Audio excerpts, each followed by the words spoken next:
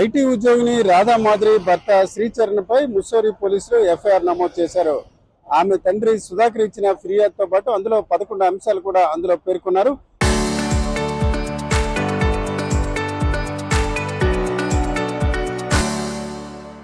ప్రధానంగా చెప్పుకోవాలంటే శ్రీచరణ్ చాలా అంశాలు గోప్యంగా ఉంచారు. ప్రధానంగా తన కుమార్తె మరణానికి అతనే ప్రధాన కారణం అని అందులో పేర్కొనడం జరిగింది. అయితే ఒకవైపు ఎఫ్ఐఆర్ నమోదైంది. ప్రధానంగా చూసుకుంటే అందులో ఆ కుమార్తె మరణ విషయాన్ని గోప్యంగా ఉంచడమే కాకుండా దానికి కారణాలు వేర్వేరు కారణాలు ప్రధానంగా చూసుకుంటే అందులో ఏదైతే ఆమెకు లో బీపీ ఉన్నట్టు కూడా ఆయన చెప్పడం జరిగింది. అయితే తమ కుమార్తెకు ఎప్పుడు కూడా అలాంటి అనారోగ్య పరిస్థితి లేదని ఈరోజు సుధాకర్ చెప్తున్న పరిస్థితి ఉంది. ముఖ్యంగా చూసుకుంటే వేర్వేరు అంశాలు కేవలం ఋషికేశ్ హరిద్వార్ వెళ్తామని చెప్పారు.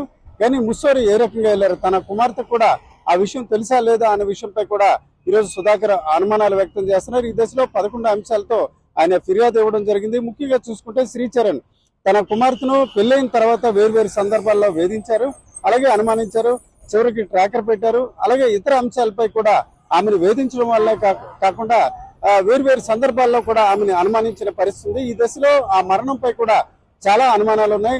ప్రధానంగా చూసుకుంటే ఆమె తీసుకున్న లిక్విడ్ లో ఏదైతే ద్రావకాలు కలిపారో అందులో డ్రగ్స్ కలిపే అవకాశాలు ఉంటాయి. ఈ దశలో పోలీసులు కూడా నమూనాలు సేకరించినప్పుడు కేవలం రాధా గాయత్రికి సంబంధించిన నమూనాలు స్వీకరించారు, కానీ శ్రీచరణ్కి సంబంధించి స్వీకరించలేదని కూడా అనుమానాలు వ్యక్తం చేస్తున్నారు. ఇదంతా ఒక ఎత్తు అయితే శ్రీచరణ్ నేనున్న సింహాచలం ప్రాంతంలో ఆమె మృతదేహం తీసుకొచ్చిన తర్వాత మామిడిపల్లిలో అంత్యక్రియలు జరిగాయి. అంత్యక్రియలు జరిగిన తర్వాత 11 రోజుల వరకు జరిగే కార్యక్రమాలు ఇక్కడ విశాఖలోని సింహాచలం సమీపన ఒక లాడ్జిలో ఉంటూ కొనసాగిస్తున్నారు. ఆ శ్రీచరణ్ తండ్రి ఈ ప్రక్రియ అంతా కొనసాగిస్తున్నారు. ఈ దశలో ముస్సోరి పోలీస్ స్టేషన్ లో నిన్న కేసు నమోదైంది. కేసు నమోదవుతున్న దశలో నిన్న రాత్రి అంటే సరిగ్గా శనివారం రాత్రి 8:30 గంటలకు తన తండ్రితో పాటు శ్రీచరణ్ లాడ్జీ ఖాళీ చేసి వెళ్ళిపోయారు. నిజానికి లాడ్జిలో ఈ నెల 23, 24, 25 తేదీల్లో కూడా ప్రత్యేక కార్యక్రమాలు నిర్వహించడానికి తో పాటు బంధువులను కూడా పిలిచి భోజనాలు ఏర్పాటు చేస్తానని కూడా లాడ్జీ నిర్వాహకుడికి శ్రీచరణ్ గతంలో చెప్పారు. కానీ ఉన్న ఫలంగా ఆయన ఇక్కడ నుంచి వెళ్ళిపోవడం మరిన్ని అనుమానాలు దారితీస్తున్నాయి. ఇప్పుడు శ్రీచరణ్ ఎక్కడ ఉన్నాడో అన్న విషయంపై కూడా కొన్ని అనుమానాలతో పాటు వివిధ రకాల గ్యాసెప్స్ కూడా ఈరోజు వేర్వేరు ప్రాంతాల్లో కూడా వైరల్ గా మారిన పరిస్థితి. ఈ దశలో పోస్ట్ మార్టం నివేదిక కోసం అందరూ ఎదురు చూస్తున్నారు.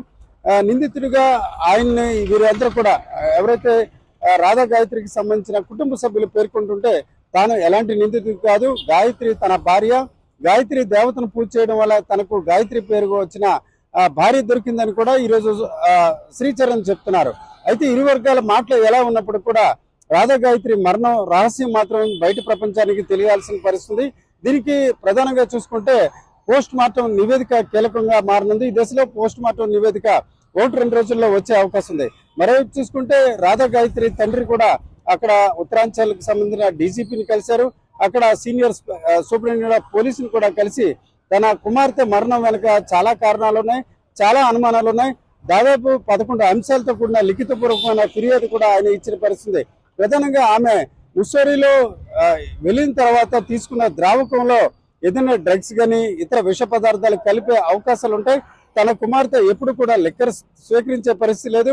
కానీ ఈ రోజు చూసుకుంటే శ్రీచరణ్ అక్కడ రెడ్ వైన్ ఇచ్చారని చెప్తున్నారు. సహజంగా ఉత్తరాంచల్లో ఎక్కడ కూడా స్టే హోమ్ లో సహజంగా వారు విక్రయించే పరిస్థితి ఉండదు. కానీ ఆ రకమైన నిబంధనలు ఉన్నప్పుడు ఏ రకంగా రెడ్ వైన్ వచ్చిందని కూడా తండ్రి సుధాకర్ అనుమానాలు వ్యక్తం చేస్తున్నారు. ఈ దశలో ఇక్కడి నుంచి ఒకసారిగా శ్రీచరణ్ లాడ్జి ఖాళీ చేసి వెళ్లిపోయిన దశలో మరిన్ని అనుమానాలు వ్యక్తం అవుతున్న పరిస్థితి కనిపిస్తుంది. కెమెరా పర్సన్ తిరుపతితో రామచంద్రరావు, RTV, సింహాచలం నుంచి. ఐటీ ఉద్యోగిని రాధా మాధురి భర్త శ్రీచరణ్ పై ముస్సోరి పోలీసులు ఎఫ్ఐఆర్ నమోదు చేశారు. ఆమె తండ్రి సుధాకర్ ఇచ్చిన ఫిర్యాదుతో పాటు అందులో 11 అంశాలు కూడా అందులో పేర్కొన్నారు. ప్రధానంగా చెప్పుకోవాలంటే శ్రీచరణ్ చాలా అంశాలు గోప్యంగా ఉంచారు. ప్రధానంగా తన కుమార్తె మరణానికి అతనే ప్రధాన కారణం అని అందులో పేర్కొనడం జరిగింది. అయితే ఒకవైపు ఎఫ్ఐఆర్ నమోదైంది. ప్రధానంగా చూసుకుంటే అందులో ఆ కుమార్తె మరణ విషయాన్ని గోప్యంగా ఉంచడమే కాకుండా దానికి కారణాలు వేర్వేరు కారణాలు ప్రధానంగా చూసుకుంటే అందులో ఏదైతే ఆమెకు లో బీపీ ఉన్నట్టు కూడా ఆయన చెప్పడం జరిగింది. అయితే తమ కుమార్తెకు ఎప్పుడు కూడా అలాంటి అనారోగ్య పరిస్థితి లేదని ఈరోజు సుధాకర్ చెప్తున్న పరిస్థితి ఉంది. ముఖ్యంగా చూసుకుంటే వేర్వేరు అంశాలు కేవలం ఋషికేశ్ హరిద్వార్ వెళ్తామని చెప్పారు, కానీ ముస్సోరి ఏ రకంగా వెళ్ళారు, తన కుమార్తె కూడా ఆ విషయం తెలుసా లేదా అనే విషయంపై కూడా ఈరోజు సుధాకర్ అనుమానాలు వ్యక్తం చేస్తున్నారు. ఈ దశలో 11 అంశాలతో ఆయన ఫిర్యాదు ఇవ్వడం జరిగింది. ముఖ్యంగా చూసుకుంటే శ్రీచరణ్ తన కుమార్తెను పెళ్లైన తర్వాత వేర్వేరు సందర్భాల్లో వేధించారు, అలాగే అనుమానించారు, చివరికి ట్రాకర్ పెట్టారు. అలాగే ఇతర అంశాలపై కూడా ఆమెను వేధించడం వల్లే కాకుండా వేర్వేరు సందర్భాల్లో కూడా ఆమెను అనుమానించిన పరిస్థితి. ఈ దశలో ఆ మరణంపై కూడా చాలా అనుమానాలు ఉన్నాయి. ప్రధానంగా చూసుకుంటే ఆమె తీసుకున్న లిక్విడ్ లో ఏదైతే ద్రావకాలు కలిపారో అందులో డ్రగ్స్ కలిపే అవకాశాలు ఉంటాయి. ఈ దశలో పోలీసులు కూడా నమూనాలు సేకరించినప్పుడు కేవలం రాధా గాయత్రికి సంబంధించిన నమూనాలు స్వీకరించారు, కానీ శ్రీచరణ్ కు సంబంధించి స్వీకరించలేదని కూడా అనుమానాలు వ్యక్తం చేస్తున్నారు. ఇదంతా ఒక ఎత్తు అయితే శ్రీచరణ్ నేనున్న సింహాచలం ప్రాంతంలో ఆమె మృతదేహం తీసుకొచ్చిన తర్వాత మామిడిపల్లిలో అంత్యక్రియలు జరిగాయి. అంత్యక్రియలు జరిగిన తర్వాత 11 రోజుల వరకు జరిగే కార్యక్రమాలు ఇక్కడ విశాఖలోని సింహాచలం సమీపన ఒక లాడ్జిలో ఉంటూ కొనసాగిస్తున్నారు. ఆ శ్రీచరణ్ తండ్రి ఈ ప్రక్రియ అంతా కొనసాగిస్తున్నారు. ఈ దశలో ముస్సోరి పోలీస్ స్టేషన్ లో నిన్న కేసు నమోదైంది. కేసు నమోదవుతున్న దశలో నిన్న రాత్రి అంటే సరిగ్గా శనివారం రాత్రి 8:30 గంటలకు తన తల్లి తండ్రితో పాటు శ్రీచరణ్ లాడ్జీ ఖాళీ చేసి వెళ్ళిపోయారు. నిజానికి లాడ్జిలో ఈ నెల 23, 24, 25 తేదీల్లో కూడా ప్రత్యేక కార్యక్రమాలు నిర్వహించడానికి తో పాటు బంధువులను కూడా పిలిచి భోజనాలు ఏర్పాటు చేస్తానని కూడా లాడ్జీ నిర్వాహకుడికి శ్రీచరణ్ గతంలో చెప్పారు. కానీ ఉన్న ఫలంగా ఆయన ఇక్కడ నుంచి వెళ్ళిపోవడం మరిన్ని అనుమానాలు దారితీస్తున్నాయి. ఇప్పుడు శ్రీచరణ్ ఎక్కడ ఉన్నాడో అన్న విషయంపై కూడా కొన్ని అనుమానాలతో పాటు వివిధ రకాల గ్యాసెప్స్ కూడా ఈరోజు వేరు ప్రాంతాల్లో కూడా వైరల్ గా మారిన పరిస్థితి. ఈ దశలో పోస్ట్ మార్టం నివేదిక కోసం అందరూ ఎదురు చూస్తున్నారు. నిందితుడిగా ఆయన్ని వీరందరూ కూడా ఎవరైతే రాధా గాయత్రికి సంబంధించిన కుటుంబ సభ్యులు పేర్కొంటుంటే తాను ఎలాంటి నిందితుడు కాదు, గాయత్రి తన భార్య, గాయత్రి దేవతను పూజ చేయడం వల్ల తనకు గాయత్రి పేరు వచ్చిన భార్య దొరికిందని కూడా ఈరోజు శ్రీచరణ్ చెప్తున్నారు. అయితే ఇరు వర్గాల మాటలు ఎలా ఉన్నప్పుడు కూడా రాధా గాయత్రి మరణం రహస్యం మాత్రం బయట ప్రపంచానికి తెలియాల్సిన పరిస్థితి.